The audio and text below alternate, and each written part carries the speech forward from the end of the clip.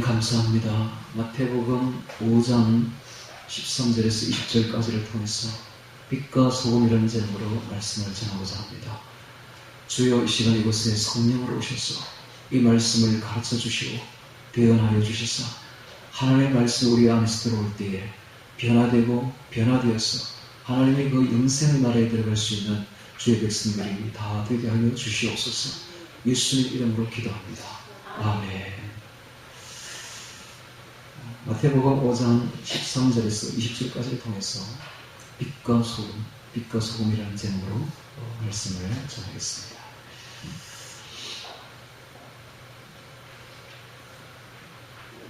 지난번까지 우리는 팔복을 보았습니다. 이 팔복은 산상수훈의 맨 앞에 주님께서 말씀하신 부분이요. 그래서 산상수훈 중에서 가장 중요하다고 할 수가 있습니다. 이 8개의 기둥이 서야만이 산상수훈을 이해를 할 수가 있고 또한 주의 말씀을 지켜 행할 수가 있습니다. 산상수훈에 나오는 이 팔복을 한마디로 말하면 바로 예수님이죠. 예수님을 우리 마음에 받으면 이런 뜻입니다. 팔복이라는 것이 딴 것이 아니라 우리의 그 모든 교만한 마음들을 다 내려놓고 우리가 얼마나 절망적인 존재인가를 깨달은 사람이 자신을 포기하는 겁니다. 자신을 더 이상 의지하지 않는 겁니다. 이제는 자신이 의지할 가치가 전혀 없음을 깨닫고 다 버리는 겁니다. 내려놓은 겁니다. 그리고 내 안에 오직 예수님을 받아들이고 예수님만으로 살겠다고 결심하는 것. 이것이 바로 팔복입니다. 즉 팔복을 한마디로 말하면 나를 버리고 예수님을 내 안에 채우는 것입니다. 예수님을 내 안에 채우게 되면 어떤 일이 벌어지는가? 이 산상수훈을 지켜 행할 수가 있게 되는 것입니다.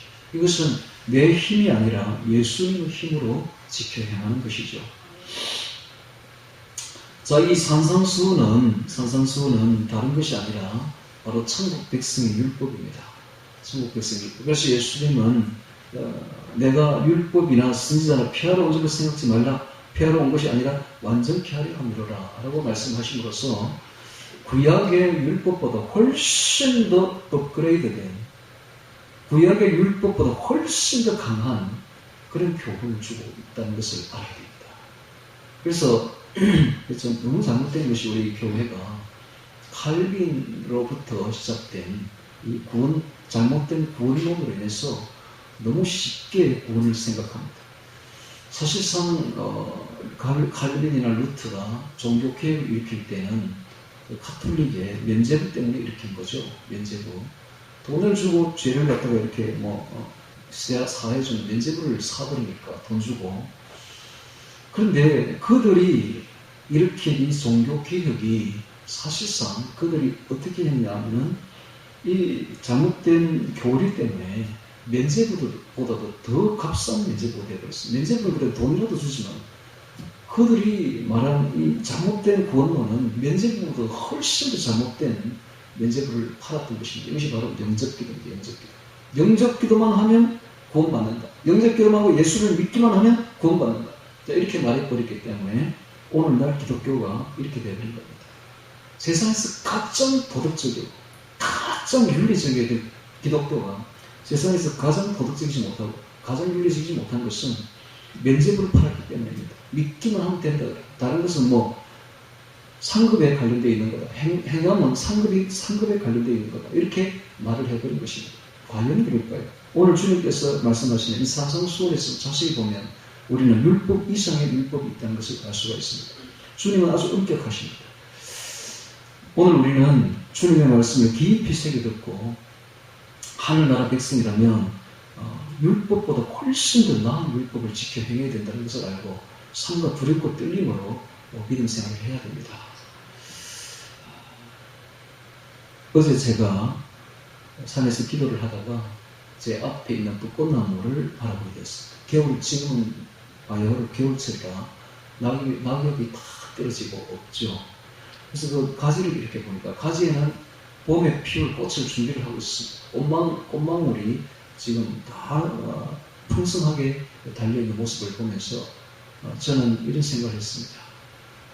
곧 7년 환란이 다가올 것이고 지금은 세상이 끼어질 대로 끼어지고 타락할 대로 타락해서 우리 믿는 사람들에게는 소망이 없는 세상이 되었지만 겨울과 같이 황량한 세상이 되어버렸지만 그래도 이 겨울에 꽃망울을 맺고 있는 저 나무와 같이 세상은 똑같습니다. 돌아가는 시스템이 하나님은 똑같이 돌거든요. 옛날에 있었던 것이 지금에도 있고 그래서 과거를 보면 미래를 알 수가 있듯이 그 꽃망울을 보면은 앞으로 있을 일을 알 수가 있죠. 머지않아 봄이 되면 꽃망울이 꽃을 터뜨리게 될 것이고 아름다운 봄이 찾아오듯이 이 환란의 시대가 끝나고 나면 천년 왕국이 다가올 것이요 영원 세계가 다가올 것입니다. 그때 우리는 그 세계 속에서 영원히 아름다운 나라에서 영생을 누리며 살게 될 것을, 즉 꽃을 피우는 봄이 올 것을 우리는 믿는 것입니다. 그렇다면 그런 소망을 가지고 우리들은 어떻게 살아야 될 것인가? 오늘날 이 땅을 살아가면서 하나님의 법도대로 율례대로 살아야 되는 것입니다. 주님께서 지금 말씀하시는 이 산성수는 하늘나라 법도입니다. 하늘나라 율례입니다. 또 한 가지 이야기들을 이렇게 들어보겠습니다. 그제 제가 이 유튜브를 이렇게 보다가 어떤 분의 기독교 방송이죠. 기독교 방송을 보다가 어떤 분이 나와서 간증하는 걸 들었습니다. 그 간증이란 다른 것이 아니라 그분이 멕시코에서 선교 활동을 하다가 차 사고가 나가지고 아주 심하게 다쳐가지고 거의 죽어서 이제 영혼이 이탈되는 거죠. 이탈되어가지고 환상을 이렇게 많이 본 것을 이야기를 하는 걸 제가 들었습니다. 그 중에 한 개를 소개해드리죠. 자기가 죽어서 이제 영혼이 이탈되어서 밖으로 나가게 되었는데 보니까 그 마귀가 어떤 집 속에서 마귀 부하들을 이렇게 많이 모아놓고 이야기하는 장면을 보았다고 합니다. 그걸 우리에게 이제 이야기를 해줍니다. 그래서 이제 들어보니까 다른 것이 아니라 그 마귀의 모든 그 행동이나 마음이나 생각이라는 것이 첫 번째는 굉장히 엄난하다는 거예요. 엄난해. 굉장히 엄난해. 말과 모든 행동, 모든 생각이 마귀의 그 말에는 엄난히 꽉 차 있더라는 겁니다. 마귀의 대상이. 두 번째는 돈을 되게 좋아해요. 세상 물질이죠. 돈을 너무너무 좋아해요. 돈을 좋아하고 엄난으로 가득 차 있고 그 다음에 또 세 번째는 특징이 세 가지를 이야기하는데 속인다는 거예요. 거짓. 속이는 말로 그냥 꽉 차 있더라는 것을 우리에게 이야기를 해주었습니다. 제가 그 말을 들으니까 그냥 무릎을 치고 싶더라고요. 맞다. 그래서 저는 정말 제대로 봤네. 그게 바로 우리 사람의 마음입니다. 사람의 생각이 마귀가 이렇게 불어넣는 생각은 첫째 돈, 세상의 돈, 물질, 두 번째는 음란, 세 번째는 속임. 이게 바로 마귀가 뒤에서 조장하는 생각들입니다. 우리 사람들이 하루 종일 이렇게 있으면 생각이 수없이 올라오죠. 마음이 아주 많이 올라오는데 그 생각들이 대부분 다 이 세 가지 범주에 들어갑니다. 돈, 음란, 속이는 것. 속이는 것, 속이 왜 속입니까? 도적질입니다. 속이는 건 도적질이 있습니다. 속이는 것은 분명히 목적이 있습니다. 왜? 도적질, 또 속이는 것이 행위로 나타나면 도적질로 나타납니다. 도적질이 아직 행위로 나타나지 않은 상태가 속이는 것입니다. 그래서 율법의 그 7계명, 8계명 그런 내용들이 그대로 반영이 되는 것이죠. 자, 오늘 우리는 마태복음 5장 13절부터 20절 사이에 있는 이 내용들을 이렇게 보면서 세상과는 완전히 다른 하나님의 법을 볼 수가 있습니다. 먼저 13절 보도록 하겠습니다. 13절.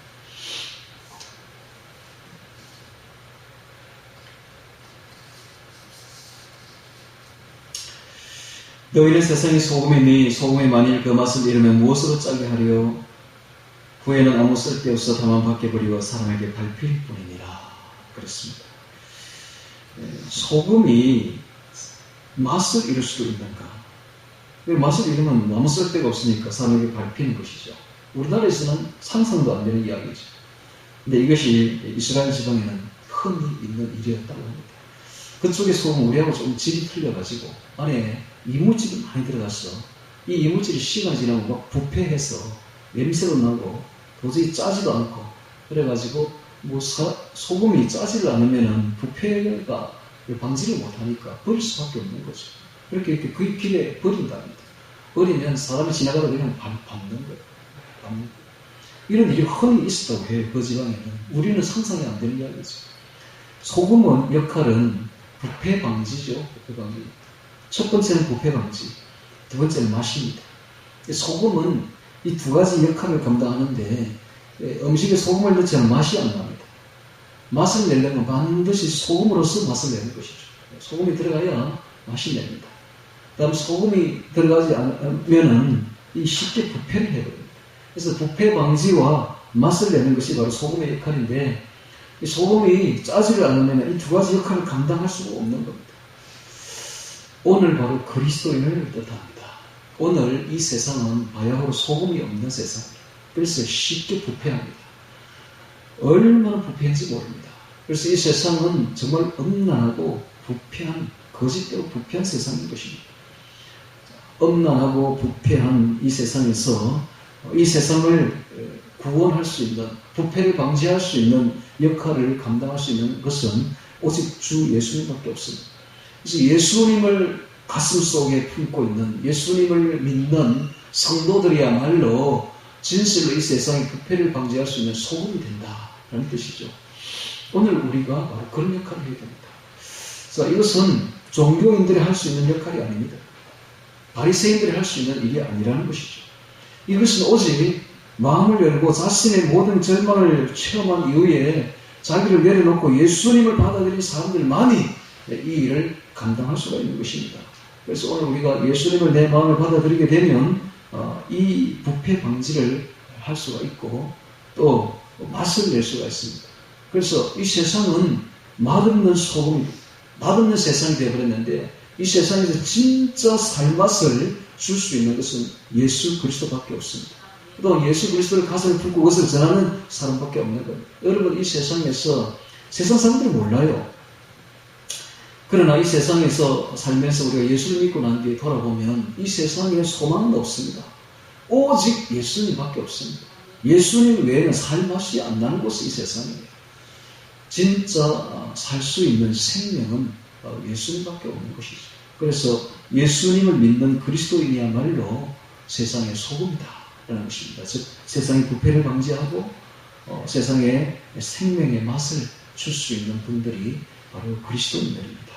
그리스도를 전하는 사람들이죠. 그리스도는 바로 하나님의 큰 선물입니다. 우리에게 주신 최고의 선물은 그리스도입니다. 우리가 예수님을 받아들일 때 하나님이 최대의 선물을 받은 것, 최대의 은혜를 받아버린 것입니다. 그래서 우리가 예수님 안에서 하나님의 은혜 속에 살게 되는 것입니다.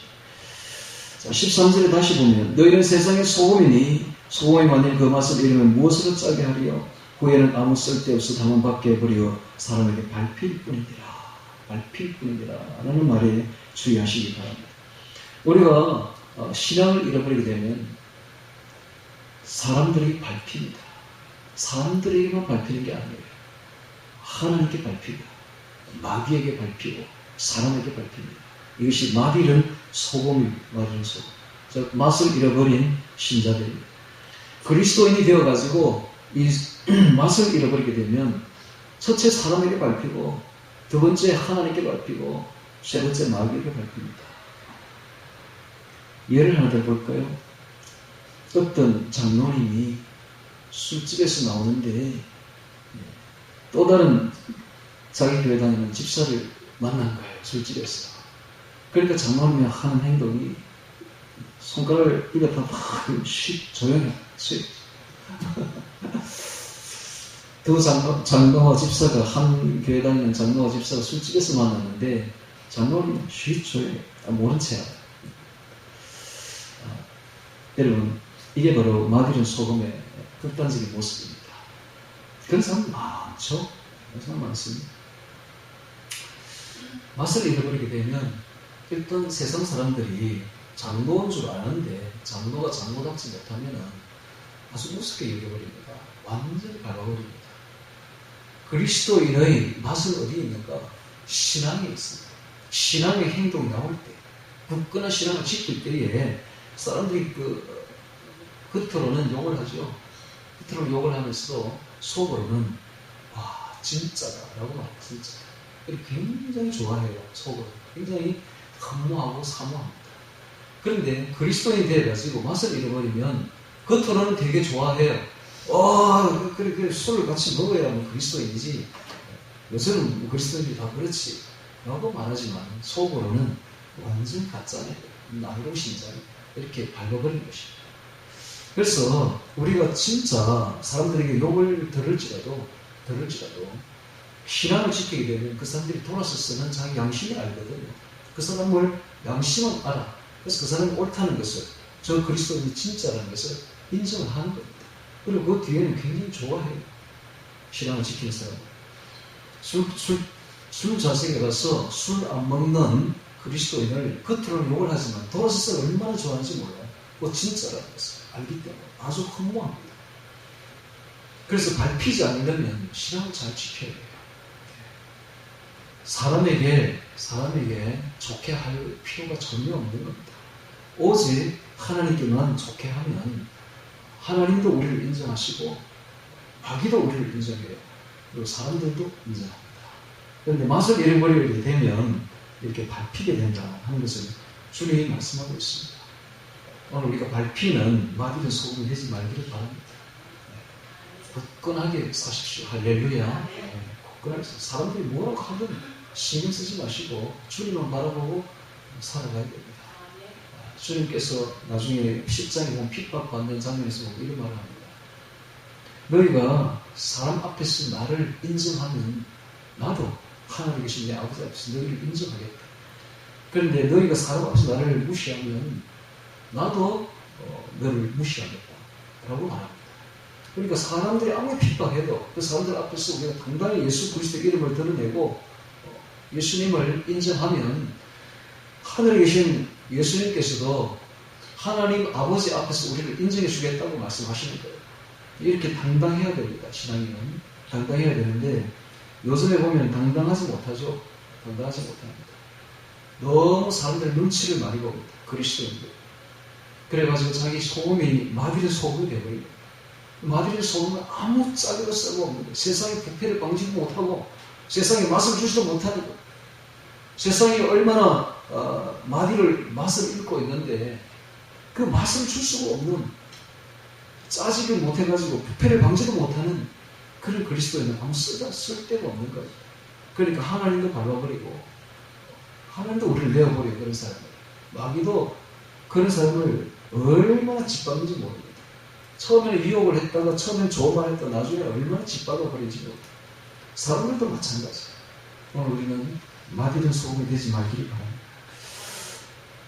두 번째는 14절에 보니까 너희는 세상의 빛이라 산 위에 있는 동네가 숨기지 못할 것이요 라고 말하고 있습니다. 오늘 우리가 빛이라고 말하고 있습니다. 빛. 이 빛은 우리가 아니고 예수님이 빛입니다. 예수님이 바로 생명의 빛이죠. 요한복음을 보면 생명의 빛이라 라고 주님께서 자신을 소개하고 있습니다. 요한복음 8장 12절에도 예수께서도 일러가서 나는 세상의 빛이니, 세상의 빛이니. 데살로니가전서 5장 5절에도 너희는 다 빛의 아들이요 낮의 아들이라 라고 말하고 있습니다. 에베소서 5장 9절에는 빛의 열매는 모든 착함과 의로움과 진실함에 있느니라 라고 말씀합니다. 자, 이와 같이 우리가 빛이고 예수님이 빛이라고 말합니다. 진짜 빛은 예수님이고 우리가 그 예수님을 받아들이니까 우리도 빛의 열매가 맺히게 되는 것이죠. 자, 우리는 세상의 빛이라고 말합니다. 이 빛은 바로 예수님의 진리를 드러내는 것입니다. 즉 예수님을 소개하는 것입니다. 생명을 소개하는 것입니다. 생명 그 자체가 바로 예수님이십니다. 예수님께서 말씀하시기를 내가 곧 길이요 진리요 생명이니 나로 말미암지 않고는 아버지께로 올 자가 없느니라 라고 말했습니다. 예수님이 바로 생명의 빛입니다. 그리고 영생의 길이 되는 것입니다. 그래서 이 어둡고 어두운 이 세상에 진정한 빛이요 진정한 길은 바로 예수님이시므로 예수님을 소개하는 것이 바로 우리 신자들이 해야 될 일인 것입니다. 다시 성경을 보겠습니다. 너희는 세상의 빛이라 산 위에 있는 동네가 숨겨지 못할 것이요 사람이 등불을 켜서 말 아래 두지 아니하고 등경 위에 두나니 이러므로 지가 모든 사람에게 비치느니라. 이같이 너희 빛을 사람 앞에 비치게 하여 저희로 너희 착한 행실을 보고 하늘에 계신 너희 아버지께 영광을 돌리게 하라 라고 말하고 있습니다. 자, 오늘 우리가 어떤 방식으로든지 빛을 비추어야 됩니다. 근데 핍박이나 박해가 두려워서 이 예수님의 빛을 비추지 아니한다면 아무 소용이 없는 겁니다. 말 아래, 말은 컨테이너, 그릇입니다. 그릇 속에다가 이렇게 빛을 두는 사람은 아무도 없습니다. 빛을, 등불을 켰으면은 등경 위에 두어서 집안 모든 사람들이 비치게 해야지 말 아래 두면 아무 소용이 없는 것과 같습니다. 그래서 우리의 빛을 비치라라고 말하는데 그 빛이란 다른 것이 아니라 착한 행실입니다. 착한 행실. 착한 행실을 보고 하늘에 계신 너희 아버지께 영광 돌리게 하라라고 말씀하고 있습니다. 빛의 열매는 모든 착함과 의로움과 진실함에 있느니라 라고 하신 주님의 말씀을 깊이 생각해 보시기 바랍니다. 빛은 다른 것이 아니라 빛의 열매는 예수님의 빛인데 그 빛을 받아들인 사람에게서 나타나는 것은 착한 행실과 의로움과 진실함에 있습니다. 자, 17절에 보니까 내가 율법이나 쓰이잖아 피하러 온 줄로 생각지 말라. 피하러 온 것이 아니요 완전케 하려 함이로라 라고 말하고 있습니다. 놀라운 이야기죠. 아주 충격적인 이야기가 아닐 수가 없습니다. 자, 특별히 칼빈 이후로 율법을 아주 죄악시하면서 율법주의라고 말하면서 믿음으로 구원받는다라고 말하면서 율법을 아주 저급시하고 율법을 폐하는 듯한 그런 행동을 취해온 기독교가 이 기독교인들이 오늘날 이 말을 들으면 아주 충격에 빠집니다. 이건 누가 하신 말씀입니까? 이건 예수님이 하신 말씀입니다. 주님이 하신 말씀. 주님이 뭐라고 말합니까? 내가 율법이나 선지자나 폐하러 온 줄 생각지만 폐하러 온 것이 아니라 완전케 하려 합니다. 더 세우려고 왔다 라고 말씀하시는 겁니다. 아주 충격적이죠. 그래서 이 기독교가 굉장히 잘못되어 있다는 걸 알아야 됩니다. 지금 현재 기독교가 너무 잘못된 방향으로 이끌고 있어요. 그래서 수많은 기독교인들이 지옥으로 들어갑니다. 이 지옥으로 들어간 장본인이 누구냐? 바로 칼빈입니다. 칼빈이 바로 이런 말을 했기 때문에 율법주의다. 그래서 원래 믿음으로 구원받는다. 그래서 영접기도 하고 믿습니다 하면 구원받는다 라고 값싸게 구원을 말했기 때문에 이런 일이 벌어집니다. 그러나 이 말씀은 예수님이 하신 말씀이 이 말씀은 변치 않습니다. 칼빈이 세운 교리는 충분히 변할 수 있어도 사람이 세운 거니까 하나님 말씀하신 예수님 말씀하신 이 말씀은 변치 않습니다. 예수님은 그렇게 말하지 않았습니다. 예수님은 분명히 이렇게 말했습니다. 내가 율법이나 선지자는 폐하러 온 줄 생각지 말라. 폐하러 온 것이 아니요 완전케 하려 함이라. 옛날에 율법이 너무 부족해서 더 보완해서 확실하게 완전하게 세우려고 내가 왔다라고 말하고 있습니다. 그래서 이제 그 뒤에 하시는 말씀들이 이런 말을 하죠. 20절에 보면 너희 의가 서기관과 바리새인보다 더 낫지 못하면 결단코 천국에 들어가지 못하리라. 서기관과 바리새인보다 더 나은 의를 가지지 못한다면 결단코 천국에 들어가지 못하리라 하면서 조목조목 예를 듭니다. 율법의 종류 제6계명 살인하지 말라 라는 말을 너희가 들었으나 나는 너희에게 이르노니 하면서 이야기합니다. 제7계명 간음치 말라 하였다는 것을 너희가 들었으나 나는 너희에게 이르노니 하면서 이야기를 합니다. 훨씬 더 높은 이야기를 합니다. 살인은 단지 사람을 죽이는 것을 율법에서는 살인이라고 하는데 예수님은 그런 정도가 아니라 미워하는 것도 살인이다. 형제에게 폭력을 쓰는 것도 살인이다. 형제의 마음을 아프게 하는 것도 살인이다. 형제에게 노하는 것도 살인이다. 라고 말을 합니다. 얼마나 어렵습니까? 주님이 말씀하신 것은 구약에서 말한 것 그 이상입니다. 훨씬 더 업그레이드 되어 있어요. 훨씬 더 높습니다. 차원이. 예수님은 그 정도를 이야기를 하십니다. 단순히 형제에게 노하는 것도 살인으로 보겠다. 그러니까 간음에 대해서는 율법에서는 간음을 행하면 간음으로 봅니다. 그런데 예수님은 뭐라고 말합니까? 여자를 보고 음욕을 품어도 간음이다. 이 정도입니다. 아연실색하겠죠. 이게 예수님의 말씀인데 이 말씀이 폐하여지느냐? 폐하여지지 않습니다. 이건 예수님이 하신 말씀입니다. 하나님이 하신 말씀은 절대 폐함이 없습니다. 그러면 이 기준에 따라서 심판하겠다는 거예요. 얼마나 어렵습니까? 오늘 우리가 예수님을 믿는다는 것이 쉬운 게 아닙니다. 근데 칼빈이 말한 것은 굉장히 쉬운 길을 말했던 거예요. 그게 바로 넓은 길입니다. 넓은 길, 쉬운 길. 믿기만 하면 구원받는다. 얼마나 쉽습니까? 그래서 사람들은 전부 다 그 길로 가는 게 바로 넓은 길입니다. 그런데 주님의 말씀대로 행하려고 몸부림치며 안 되는 것이죠. 사람으로서는 불가능한 이야기입니다. 이게 바로. 그래도 하려고 몸부림치며 걸어가는 사람들이 있습니다. 바로 바울 같은 사람들이죠. 바울이 이렇게 말했습니다. 빌립보서 3장 12절에 내가 얻었다 함도 아니요 온전히 이루었다 함도 아니요. 바울도 자신이 온전히 이루었다고 말하지 않습니다. 내가 얻었다고 말하지 않습니다. 다만 오직 내가 그리스도 예수께 잡힌 바 된 그것을 잡으려고 쫓아가고 있는 중이다. 달려가고 있는 중이다. 내가 지금 하려고 노력하고 있는 중이다. 몸부림치고 있는 중이다. 형제들아 나는 아직 내가 잡은 줄로 여기지 아니하고 오직 하늘 저 뒤에 있는 것을 잊어버리고 앞에 있는 것을 잡으려고 표대를 향하여 그리스도 예수 안에서 하늘 위에서 부르신 부름의 상을 위하여 쫓아가고 있노라 라고 말했습니다. 바울도 자신이 다 이루었다고 말하지 않습니다. 다 잡았다고 말하지 않습니다. 자신이 아직 부족하다고 이야기를 합니다. 다만 나는 위에서 부르신 부름의 상을 향해서 표대를 향해서 그리스도라는 표대를 향해서 쫓아가고 있다 라고 말합니다. 이렇게 되어 있습니다. 오늘 우리. 그래서 우리 아무도 예수님이 말하신 이 율법의 표준에 도달하는 사람은 아무도 없습니다. 할 수도 없고요. 그러나 한 가지 확실한 것은 그럼으로써 자신이 절망감을 느끼게 됩니다. 내가 안 되는구나 하는 걸 느끼게 됩니다. 나는 아무리 해도 안 되는구나 이게. 그래서 자기 의를 내려놓아야 돼.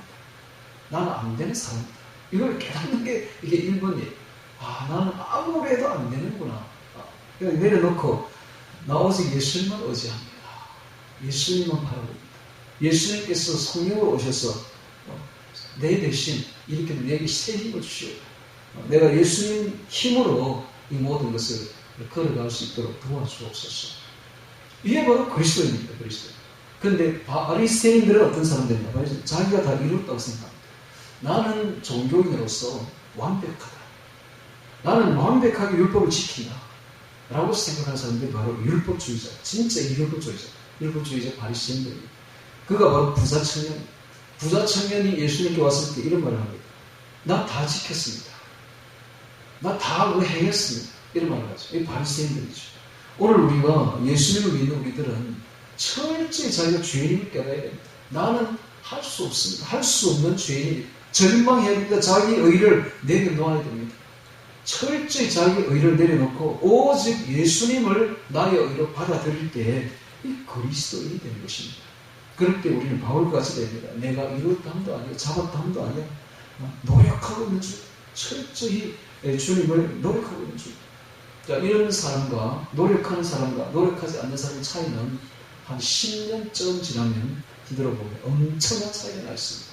자기 의로 만족하고 나는 다 된 사람이다라고 하는 사람과 자신이 부족함을 느끼고 예수님을 닮으려고 달려가는 사람과는 한 10년쯤 지나면 천지 차이가 나 있다니까.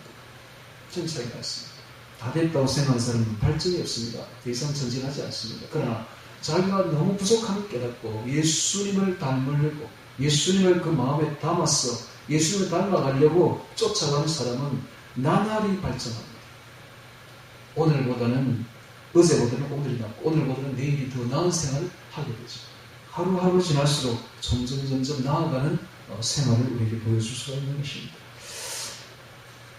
자, 그래서 오늘 우리가 예수님이 하신 말씀 내가 율법이나 선자나 피하려고 줄로 생각하지 말라 완전히 하려 함이라 하신 말씀을 깊이 새겨야 됩니다. 자, 18절에 보겠습니다. 진실로 너에게 이르노니 천지가 없어지기 전에는 율법의 1.1핵이라도 반드시 없어지지 아니하고 다 이루리라. 네. 주님이 하신 말씀입니다. 천지가 없어지기 전에는 율법의 1.1핵이라도 없어지지 아니한다. 오늘날 기독교는 이렇게 말하지 않습니다. 율법은 다 없어졌다, 폐했다 라고 말합니다. 우리가 지금은 그냥 믿음은 구원받으니까 율법은 생각 안 해도 율법 법에도 괜찮다 라고 합니다. 그래서 나온 영화가 미량이죠. 미량이 이거에서 나왔습니다. 쉽게 말하면 오늘날 기독교가 구원파 정도 되어버렸습니다. 중구원파 정도. 우리 구원파를 이단이라고 하죠. 근데 사실상 구원파나 기독교, 현재 기독교는 다를 바가 별로 없어요. 자세히 보면. 그래서 나온 영화가 미량입니다. 우리 정말 이거 정말 잘못됐다는 걸 알아야 됩니다. 우리가 진짜 하나님 앞에 양심도 써서 정말 우리가 구원을 받았다면 윤리나 도덕 면에 있어서도 월등히 나아져야 됩니다. 신앙과 윤리가 분리된 게 아니에요. 그런데 기독교는, 현재 기독교는 신앙과 윤리를 분리시켜버립니다. 믿으면 다 된다더라. 뭐 아직 그 도덕이나 윤리 같은 건 법에도 괜찮다더라. 뭐 이런 식이에요. 그게 바로 미량영화입니다. 미량. 양심도 없는, 도덕도 없는 기독교인을 비꼰 영화가 바로 미량이에요. 자신의 딸을 죽인 범인이 살인자죠. 해무소 들어가가지고 영접을 합니다. 영접기도를 합니다. 그리고 난 뒤에는 목사가 한 말을 그대로 내깔입니다. 나 예수 믿었으니 모든 죄를 사함받았고 당신 딸을 죽인 거에 대해서는 나 다 사함을 받았다. 그럼 난 죄하고 아무 상관없다. 나는 죄인이 아니다. 이렇게 말하는 거예요. 처음에는 용서해 주려고 자기 딸을 죽인 법을 용서해 주려고 그 여자가 갔다가 그 말을 듣는 순간 이건 실수를 합니다. 이게 뭐야 이거. 이렇게 양심이 도대체가 보이지 않는 거예요. 이게 바로 오늘날의 기독교인의 모습이에요. 무슨 공식 같죠. 네. 영접기도 했으면 구원받았다. 그럼 나는 구원받았으니 나는 죄하고 상관없다. 무슨 공식이니까. 여러분. 그래서 오늘날의 기독교 너무 잘못되어버린 게 이 신앙과 도덕이 그냥 분리되어버려요. 그러나 절대 그렇지 않습니다. 오늘 주님의 말씀을 이렇게 보면 도덕과 양심과 윤리와 신앙은 하나로 갑니다. 신앙을 가진 사람은 지극히 양심적이고 지극히 도덕적이며 지극히 윤리적이라는 사실입니다. 그래서 역시 윤리, 도덕으로 나타나는 게 바로 행위입니다. 행위. 그래서 행함이 없는 믿음은 죽은 믿음이다라는 야고보서 2장 17절이 바로 그런 내용입니다. 오늘 우리가 행함이 나타나지 않는다면 올바른 윤리, 올바른 도덕, 올바른 양심 이런 것이 보이지 않는다면 그 사람의 믿음은 죽은 것입니다. 믿는다는 말은 할지 몰라도 그 사람의 믿음은 전혀 믿음인 것이 아니다라는 이야기죠. 그 이야기가 17절에서 20절에 나오는 그 이야기입니다. 내가 율법인의 선자는 피하러 온 줄로 생각지 말라. 피하러 온 것이 아니라 완전 피하려 함이라. 진실로 너희에게 이르노니 천지가 없어지기 전에는 율법의 일점 일획도 없어지지 아니하고 다 이루리라. 반드시 없어지지 않고 다 이루리라. 그랬습니다. 그러므로 누구든지 이 계명 중에 지극히 작은 것 하나라도 버리고 또 그같이 삶을 가르치는 자는 천국에서 지극히 작다 일컬음을 받을 것이요 누구든지 이를 행하며 가르치는 자는 천국에서 크다 일컬음을 받으리라. 천국에 등급이 있다, 순서가 있다라는 걸 가르치고 있어요. 은연중에 가르치고 있습니다. 그렇습니다.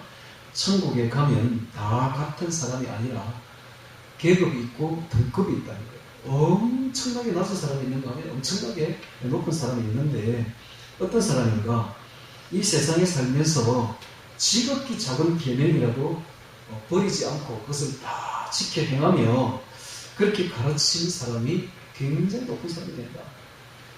이 땅에 살면서 지극히 작은 계명 하나라도 다 버리고 또 버려도 괜찮다라고 가르친 사람은 천국에서 지극히 작은 사람이 된다라는 이야기입니다. 정말 무서운 말씀입니다. 무서운 말씀.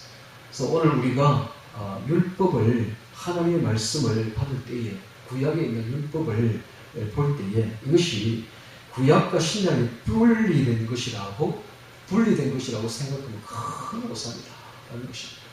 절대 율법과 신약은 분리된 것이 아닙니다. 신구약은 하나입니다. 하나고 하나님의 말씀입니다. 율법을 주신 분이 바로 예수님이고 그 율법을 완성하러 오신 분이 바로 예수님이라는 걸 알아야 됩니다. 그러므로 구약의 율법은 기초요, 신약의 마태복음에 나오는 산상수훈은 완성입니다. 그래서 기초는 가장 저급한 것이고 가장 완성된 가장 고급적인 것이 바로 마태복음에 나오는 산상수훈임을 깨달아야 됩니다. 오늘 우리는 그래서 산상수훈을 볼 때에 이것이 굉장히 높은 수준이라는 걸 알아야 됩니다.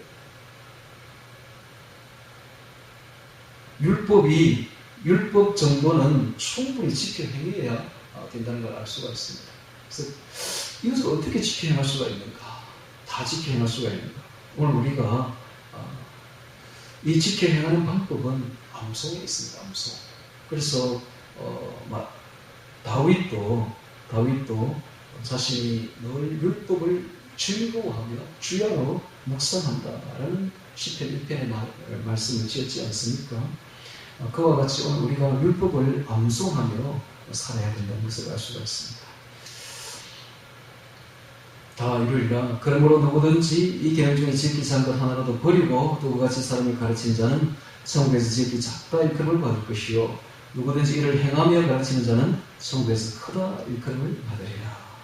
내가 너희에게 이르노니 너희 의가 서기관과 바리새인보다 더 낫지 못하면 결단코 천국에 들어가지 못하리라.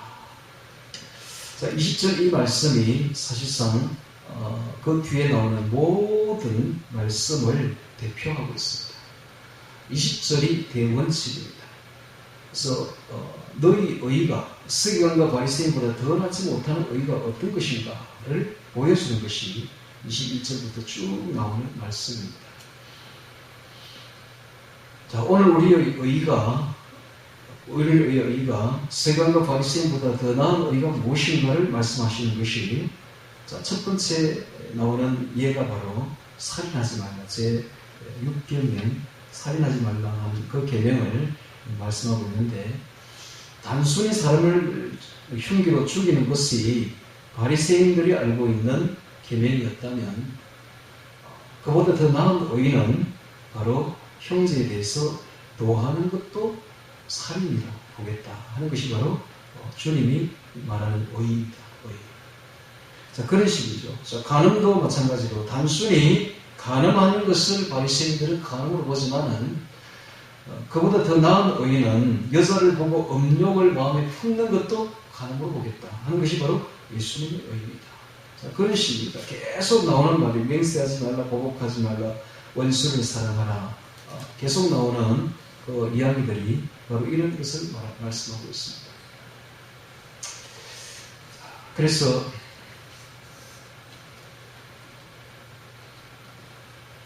이것을 깨닫는다면 오늘날의 기독교가 얼마나 잘못되었는지를 알 수가 있습니다. 다시 한 번 더 제가 아까 했던 말을 이야기를 합니다만 앞으로 우리는 천국에 들어가게 될 것이요 영원한 천국에서 하나님의 백성으로 살게 될 것인데, 그 하나님의 백성이 되려면은 세상에서부터 이 연습을 잘해야 됩니다. 천국 백성 연습을 잘해야 되는데 그 천국 백성 연습이 바로 이 산상수훈이다 라는 것입니다. 그래서 그 첫 번째 나오는 것이 이 노하지 말라부터 시작된 살인치 말라라는 그 말씀인데, 그 살인치 말라, 간음치 말라, 맹세하지 말라, 뭐 이런 말이 쭉 나오는데요. 제가 아까 이야기를 했듯이 이 사람의 생각에서 올라오는 것이, 생각이라는 것이, 마음이라는 것이 너무너무 지극히 더럽고 너무 죄악되다는 것을 아까 제가 말씀을 했습니다. 그 마귀가 생각하는 것이 돈, 음란, 그리고 거짓, 이 세 가지로 구분할 수 있다고, 그 속에 다 들어간다고 제가 이야기를 했는데, 그것이 바로 또 사람의 마음입니다. 사람이 그렇습니다. 그래서 우리 사람 속에 있는 생각이라는 것이 얼마나 더러운지, 예레미야 17장 9절에도 만물보다 거짓되고 심히 부패한 것은 사람의 마음이라 누가 너희 이를 알려마는 이라고 말씀하듯이 사람이 얼마나 거짓되고 부패된지 모릅니다. 마태복음 15장 19절에도 사람의 마음에서 나오는 것은 악한 생각과 살인과 간음과 음란과 도둑질과 거짓 증거와 해방이니 이런 것들이 사람을 더럽게 하는 것이요 라고 말하고 있습니다. 자, 마태복음 그 뒤에 한번 넘겨보겠습니다. 15장 보겠습니다. 15장 19절입니다. 19절.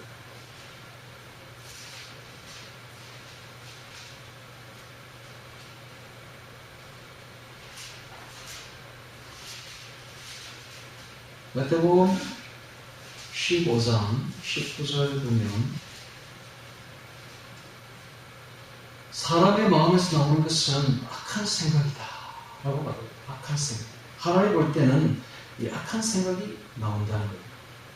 그것이 악한 생각의 내용이 뭔가 하면은 살인과 간음과 음란과 도적질과 거짓증거 회방이라고 말했죠.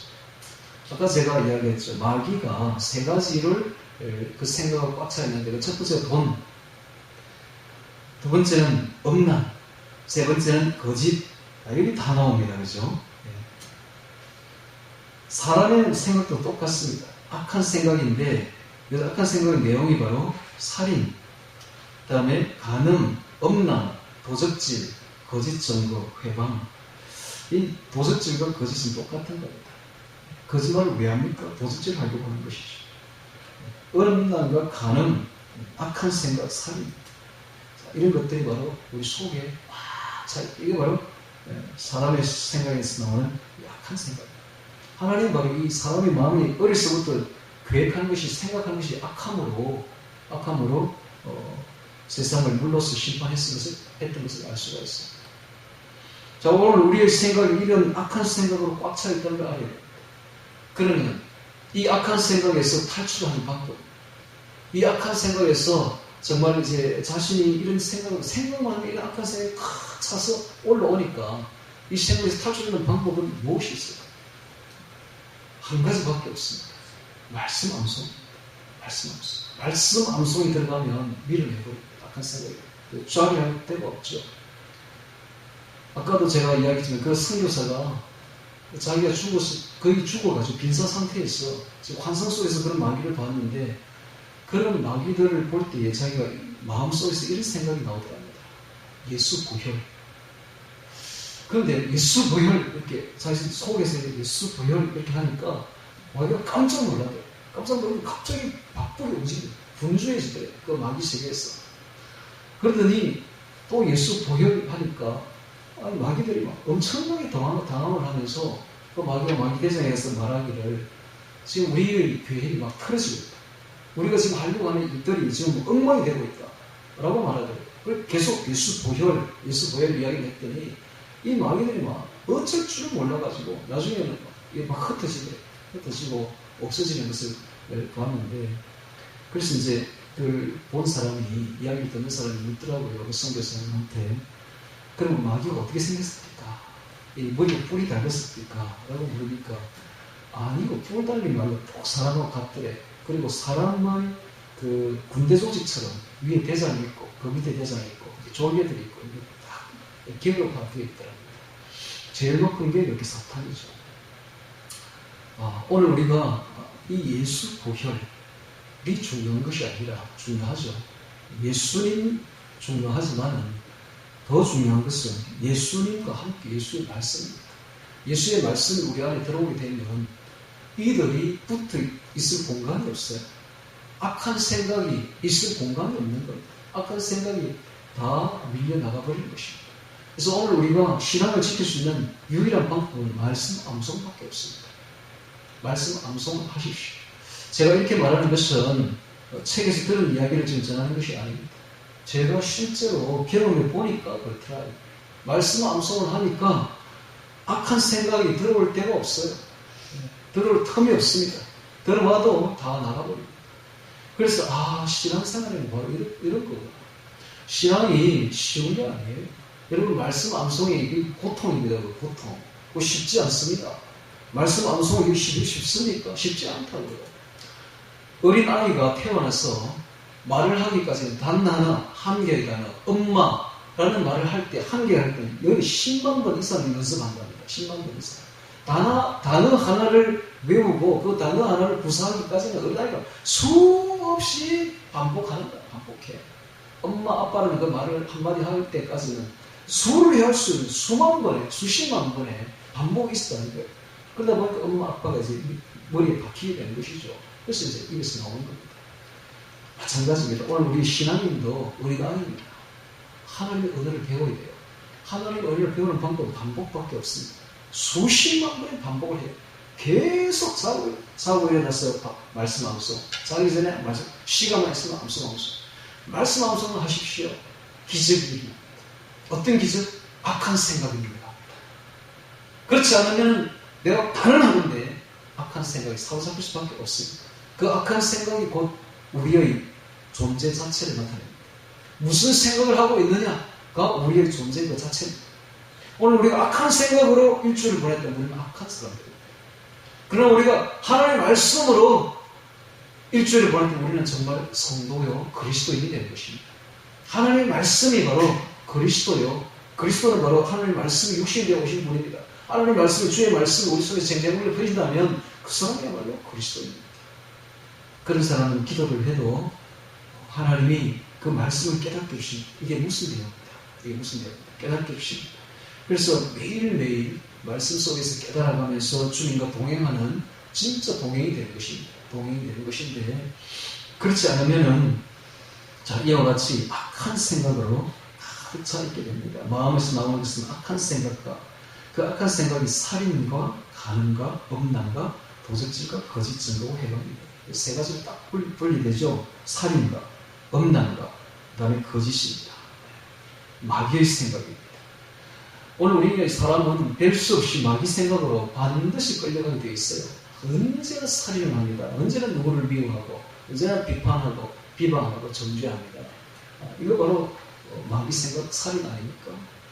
언제나 간음과 음란한 생각으로 꽉 차 있어요. 이거 바로 마귀 생각입니다. 사람들은 생각만 하면 음란해요, 간음해요, 음란하고 부패한 세대 아닙니까? 직업이 바로. 그다음에 또 사람들은 언제나 생각하는지 돈 생각합니다. 돈 생각하고 속이는 생각하고 그 도적질하는 생각을 하는 게 있습니다. 이것이 바로 사람들의 마음이다라는 것입니다. 오늘 우리가 여기서 탈피하는 방법은 말씀 암송밖에 없습니다. 말씀 암송을 꼭 하셔야 됩니다. 산상수훈을 특별히 말씀을 해야 될 이유가 바로 여기에 있습니다. 산상수훈을 말씀하고 있으면, 암송하고 있으면 우리의 마음이 어느덧 예수의 마음으로 바뀌게 되는 것입니다. 자, 다시 마태복음 5장 20절 보겠습니다. 10절. 내가 너에게 이르노니 너희 의가 서기관과 바리새인보다 더 나지 못하면 결단코 천국에 들어가지 못하리라. 이 말씀의 예화로서 21절 이하가 쭉 시작된다는 걸 알아야 됩니다. 사실상 이 말씀으로 끝난 거예요. 산상수훈이. 너희 의가 서기관과 바리새인보다 더 나지 못하면 결단코 천국에 들어가지 못하리라. 이 말씀으로 끝났다는 거예요. 이 말씀 결론입니다. 오늘 우리의 의가 바리새인보다 더 나지 못하면 결단코 천국에 들어가지 못합니다. 바리새인보다 더 나은 의를 가지려면 어떻게 해야 됩니까? 예수님을 내 마음 품으면 됩니다. 예수님을 품는 방법이 어디 있습니까? 예수님을 품는 방법은 뭐 예수님을 안아주겠습니까? 뽀뽀를 하겠습니까? 업어주겠습니까? 어떻게 해야 되죠? 예수님을 사랑하는 방법은 딱 한 가지밖에 없습니다. 말씀을 암송하면 됩니다. 말씀이 바로 예수님입니다. 말씀을 사랑해서, 말씀을 주야로 사랑해서, 주야로 묵상하고 그 말씀을 내 안에 집어넣으면 그게 바로 말씀, 예수님을 사랑하는 방법입니다. 두 번째 예수님을 사랑하는 방법은 그 들어온 말씀대로 행동하면 됩니다. 행하면 됩니다. 하나님의 말씀대로 우리가 행하면 됩니다. 말씀을 암송하는 사람은 반드시 그 말씀대로 행하게 되어 있습니다. 내 안에 말씀을 암송하는 것은 그만큼 말씀을 사모하기 때문이요. 그만큼 말씀을 사모해서 그 말씀이 들어온 사람은 말씀대로 행하려고 몸부림치게 되어 있습니다. 처음에는 행함이 잘 안 될지 몰라도 말씀이 내 안에 들어오면 말씀이 인도를 합니다. 그러면 우리가 행하게 되죠. 말씀이 들어왔다는 것 자체가 곧 성령이 들어왔다는 것이요. 성령이 들어온 것 자체가 예수가 들어왔다는 겁니다. 말씀과 성령과 예수는 분리되지 않습니다. 똑같은 분의 다른 형태의 말에 불과합니다. 말씀이 나에 들어오면 성령이 들어온 것이요. 성령이 들어왔다는 건 예수님이 들어온 것입니다. 그 사람이 그리스도입니다. 그리스도. 자, 오늘 우리가 그리스도인으로 살아야 됩니다. 바리새인으로 살면 안 됩니다. 자기의 율법주의자가 되면 안 돼요. 율법으로 똘똘 뭉쳐가지고 자신이 최고이냐, 자신이 완성된 사람이냐 의심되면서 자기보다 더 나은 신앙인이 없다고 의심되면서 살 필요가 없어요. 이게 바로 바리새인 거죠. 자기의입니다. 자기의. 오늘 우리 자기의를 내세우면 안 되고 자기의는 다 내려놓고 예수님의 의로 살아야 됩니다. 그것이 바로 말씀입니다.